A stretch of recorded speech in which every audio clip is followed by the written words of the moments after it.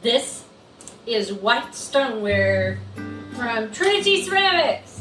And I was wedging this stuff up yesterday, guys. And it wedges like a dream. It feels unlike anything else I have ever felt. So I have absolutely no idea what to expect from it. You and me, babe. You and me, babe. It's just nothing else like you. We're ready to go. It just wants me to play with it.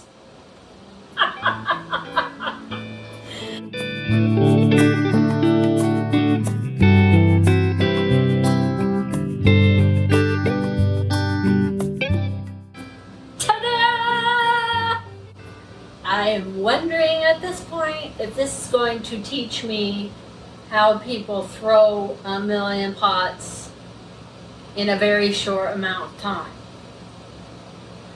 Because that came together so nicely.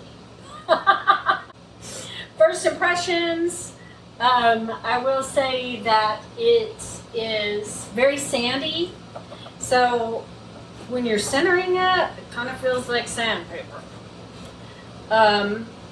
It did feel kind of hard, so I'm wondering if a little bit more water would be advantageous. Whereas the slip in porcelain, really slippery. The slip here, practically non-existent. It is not difficult to throw with. Not difficult at all. Yet.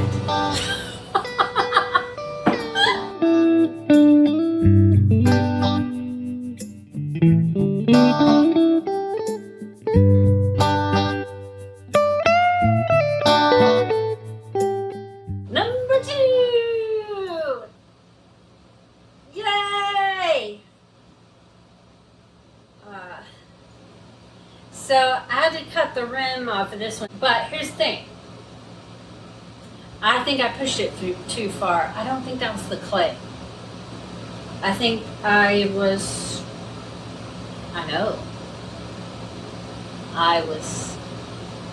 trying to venture out and see what it could do. I really wiggled with that rim, was really heavy, and it had a thin spot below it. The surprising part was with all that I did to it, none of this collapsed. This all stayed pristine, which was really, really surprising to me. The porcelain really flowed as a whole unit, whereas this was not bothered by anything that I was doing on top of it. No problem, you just pay attention to that up there. We'll just hang out here. It hung out until I was finished messing with the top. I cut the top off and then fantastic.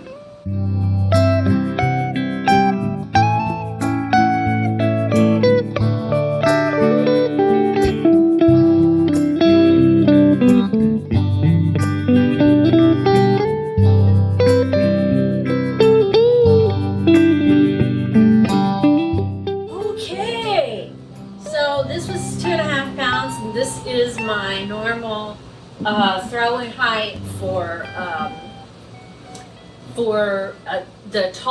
the large mugs that I do. I did have to cut a little bit off of the rim on this one, but I was still able to get the full height and width measurements that I normally go for. Which, it kind of makes sense that if I felt like I was getting a little less than B-mix height and width wise in the porcelain, I feel like I'm getting a little more than B-mix height and and width-wise in the Grog. I'm really tempted to cut one of these guys apart. We're gonna cut this apart because I want to know what my wall's thicknesses look like. And it has a wonky rim on it. And I want to know what the bottom depth is. Look. Those walls look great. So I don't know that it would take a foot. Here's the other thing. I've run into the wonky rim on several of them. Wonky rims like that, you're either not dropping your hole in the center, or it means the clay is dehydrated. So I'm going to put a little bit more water in it, and for the next one, using some of this reclaim. I don't have nearly as much reclaim, but I don't think it needs nearly as much water either.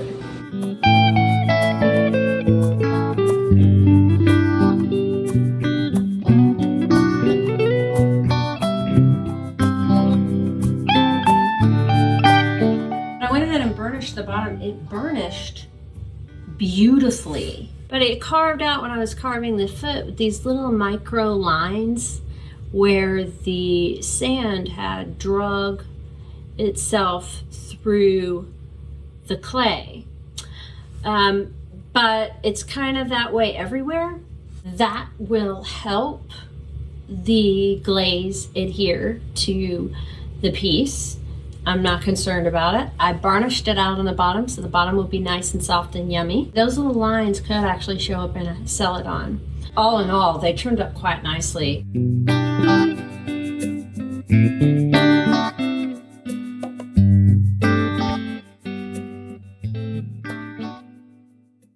So I got these handled, and the sand does kind of seem to put a little extra gradu on the handles. I also had to add a bit to this handle because I pulled a thin spot, and that was no problem.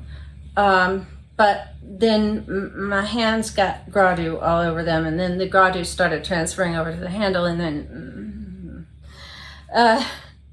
but all in all, handled pretty well. You know, porcelain, you have to throw it in the morning and handle at night, or you lose your window of opportunity. These, I feel like you could follow that schedule, but at the same time, I don't feel like you would have to. I don't know if it's the formulation of this particular clay only, or if it's the added, just the added grog. But I'm a really, really huge fan of the timing schedule that this clay seems to be on, much closer to the timing schedule that I personally work off of, which is really whenever I want to work. If you will remember, not too very long ago, I wanted to put a little water in this clay and see how different it is with the water in it. Oh, wow. I tell you what, this stuff, I like it. This stuff is nice.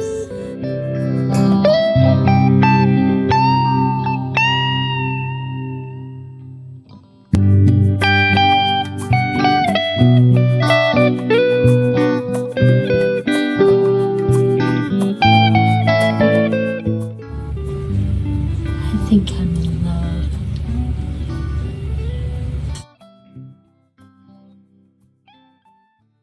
Here's a quick tip. If you've been with me long, you know that I slam my clay on my table first, and then I come over here and gently set it as close to the middle as I can on my bed. And one of the reasons I do that is I slam it on the table and look at all that air. Now, I can, right now, smear that out. if I had trapped that air by slamming it down onto the wheel head, bad things would ensue. Very bad things.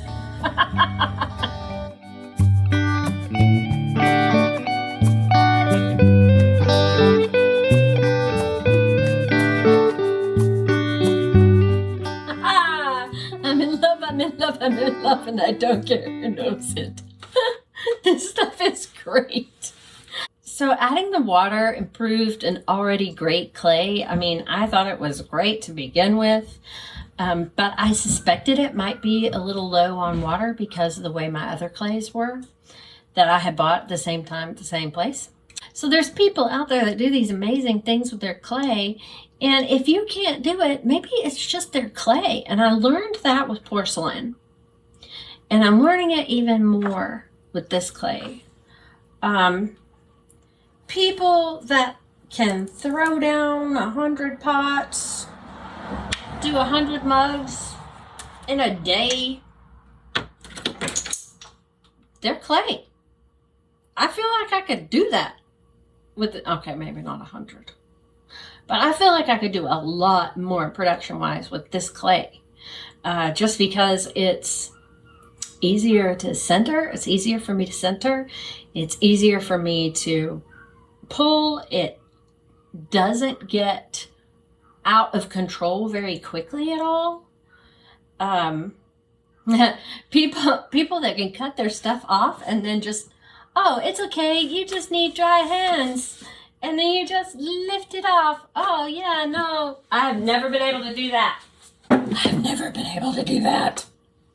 It's probably their clay. It probably means that you can do that with a clay with a little more grog in it, but maybe not so much with Laguna B-Mix or with a porcelain. And all this time I've been selling myself short. Don't sell yourself short. It may have absolutely nothing to do with you. It may have everything to do with your clay. I also really love the open time. And that was really evident in making the gnomes a couple videos ago. It doesn't get watered down as quickly or as easily as a clay with more porcelain in it. It takes the water really nicely and holds it in in one place. On the flip side of that coin, it doesn't get very slippery. So if you like for your clay to be really slick and slippery, you're not gonna like this. So it's not for everybody, but I really like it. So reasons you would want to try out a clay with more grog in it. You just feel like you can't make anything with the clay that you're in right now, that it's just too floppy, that it's too slippery, that you can't, it's not moving where you want it to move and then staying there. Then you want more grog in your clay. If you need to work on a tighter schedule, you need to produce more in less time, I would suggest trying a groggier clay, because for me at least, it was easier to center. Does that mean that all of them are easier to center? I don't know. This is my first experience, but this is white stoneware from Trinity Ceramics. And, if you can't get that, then I would suggest you call them, because they are the most wonderful people on the planet. Okay, well, Superman's the most wonderful. And then my parents. And then, okay. They're really great people. And tell them I sent you and that I spoke very highly of them. And hopefully they can help you out. So you will probably be seeing more of this white stoneware in our studio in the future. I hope you learned a little bit about more grog and clay and what that is like to throw with. And really appreciate you being here. Have a great one.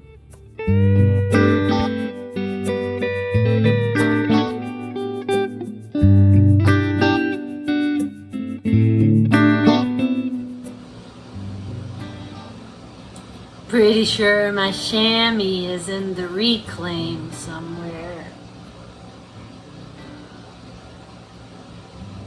It's definitely not around here.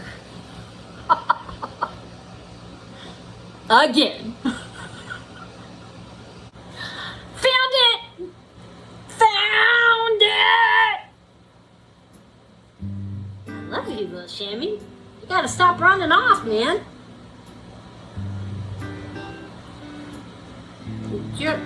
Herbert's got to hold on to you a little better.